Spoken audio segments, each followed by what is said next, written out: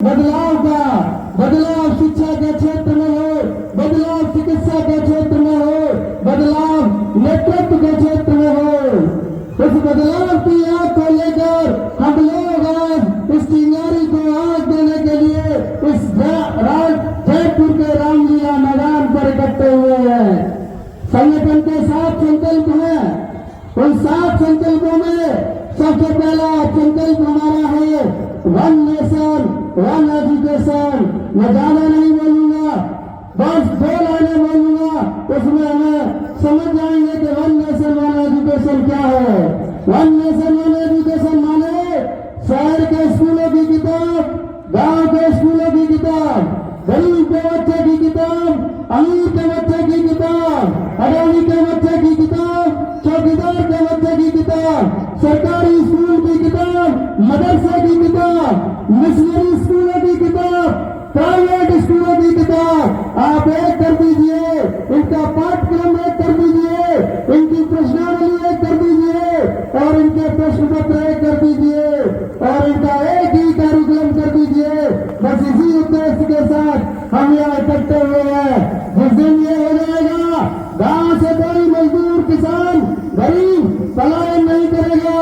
कोई मजबूर पिता अपना खेत बेचने को मजबूर नहीं होगा।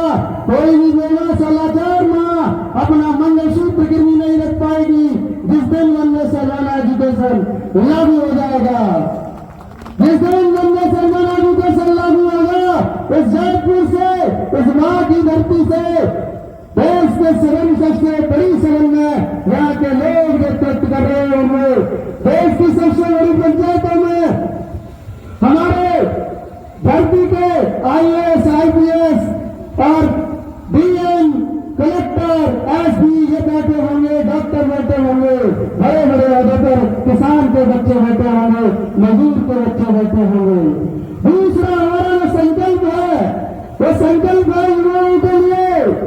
वो युवा जो परीक्षा देने के लिए दूसरे जनपदों में जाता है, हम सरकारों से कहते हैं कि इनके परीक्षाएं इन्हीं के जनपदों में कराइए।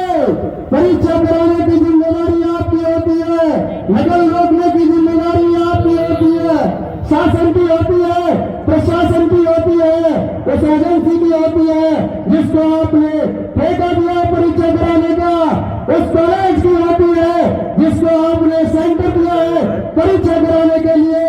इसका दंड मेरे युवा भाइयों को मन दीजिए।